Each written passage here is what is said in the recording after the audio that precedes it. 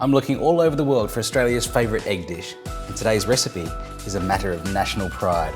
I'm making a good old Aussie pavlova, but this one's a little bit different. This is my custard-topped pavlova. So what's a custard-topped pavlova, you might ask? I've come up with this recipe to fix one of the problems I always have when making a good old pav, and it's you've got your egg whites going into the meringue, but what do you do with the yolks? Well, rather than topping my pavlova with cream, I'm going to make the yolks into a thick, delicious custard that will fit on top of the pavlova. These are my custard ingredients. I've got some thick yogurt, some milk, sugar, corn flour, and vanilla. And on the meringue side, sugar, corn flour, and some cream of tartar. And of course, the main ingredient, these eggs. It's kind of magical what 4 little eggs can become when you know what to do with them. I'll start by separating the yolks from the whites.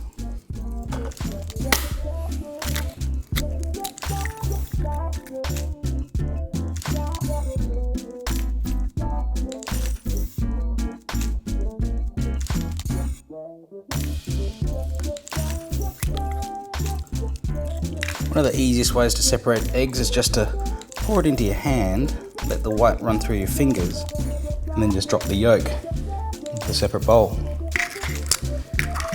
Whenever you're handling eggs, it's always good to wash your hands afterwards. So I'll come back and we'll start to make our custard. Okay, to make this custard, it's probably easy to do that over by the stove. So custard. It's pretty simple, but I want to make a thick custard, so I'm using about a tablespoon of cornstarch in there as well. Into my pot, I'll put some milk and some vanilla. And now for these egg yolks. Egg yolks and sugar. Just start beating those together. You can see as the egg yolks and sugar combine, they start to become pale and fluffy, and that's exactly what I'm looking for. Now I can add in my cornstarch. That in too. You really got to watch the milk and make sure that it doesn't boil over. And when that's kind of just starting to simmer, working quickly, the milk goes in the egg yolks, mix that up, and then back into the pot. And just keep whisking this over heat until you start to see streaks. Starts to thicken. Take that off now, put that into a bowl and let that chill completely. Okay, here is our custard. I'm trying to transfer this to another bowl to chill. That will allow it to thicken a little more so that we can use it to top our pavlova. The other thing that gets mixed with the custard is a little thick yogurt. I like to use yogurt when I'm making a pavlova because the meringue and also the custard here are going to be a little bit sweet, so the tartness of the yogurt is great for balancing that all together. So that we've got a nice thick topping for the pavlova, I want to strain the yogurt a bit, so I'm just going to put that into a sieve with some cheesecloth in there. And both of these can go into the fridge.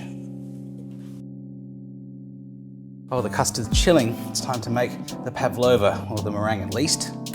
Into a stand mixer, my 4 egg whites. And I'll beat those first to soft peaks.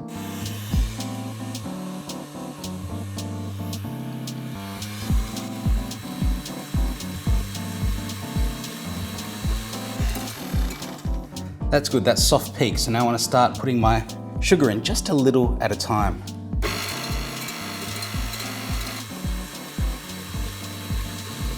When about half the sugar's gone in, I can mix my cream of tartar and corn flour in with the rest of the sugar. The cream of tartar is basically an acid.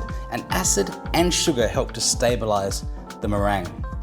One of the things people always complain about with pavlovas is that collapsed depression in the center of the pavlova. So adding these ingredients in and making sure the sugar is really well combined is going to stop you from having a sunken pav.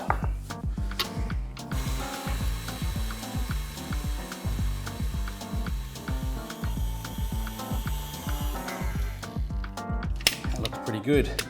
But the best way to test if your pavlova is done is just grab a little bit of the mixture and rub it between your fingers. If you can feel grains of sugar, then keep beating. But this is feeling all right. Don't worry about overbeating a pavlova because the sugar and that cream of tartar that we've added really does stabilize the egg whites. So you're very, very rarely going to overbeat it. But if you underbeat it, then that's when your meringue's going to be weak.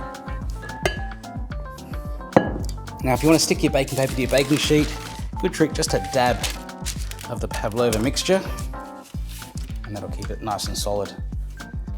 I like a bit of a free-form pavlova, and so the way I achieve that is I add scoops of the meringue to the center of my baking paper and just keep adding to the center. No need to try and build it into a circle. It'll kind of naturally happen as you keep spooning the meringue into the center. When you're shaping a pav, it's better also to go a bit higher than wider because they will spread out a little bit as it bakes. So I like to put just flattening the top a touch so that you've got a nice flat area to put your custard or your cream and your fruit at the end. And then you've got that natural edge around the sides of the pavlova. My oven's preheated to 110 degrees and this needs to go in for about 90 minutes. Here we are, here's our pavlova. A couple of cracks around the side, but do not worry about those at all. The important thing is we haven't sunken in the middle. So we've still got a nice high, proud looking pavlova we can put onto our cake stand. Now at this point, your pav should be pretty sturdy. So it shouldn't be too hard to move over.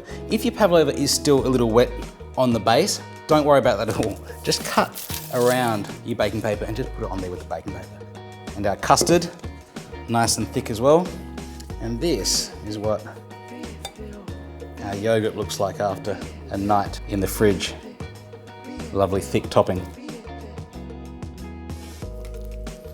Just gonna gently fold this into the custard just to make sure we've got a really thick topping for our pavlova. Now, generous with our yogurt cream, yogurt custard on top of the pavlova. You can let it spill down the sides, you can keep a little bit for serving with your pav at a later date.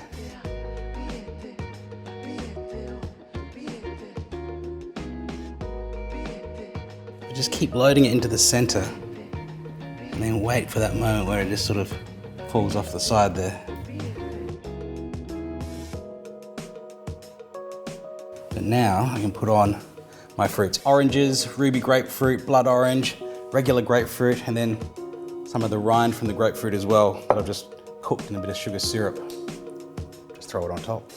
And that is a reinvented version of an Aussie classic, a custard topped citrus pavlova. Don't forget to vote for your favourite egg dish too.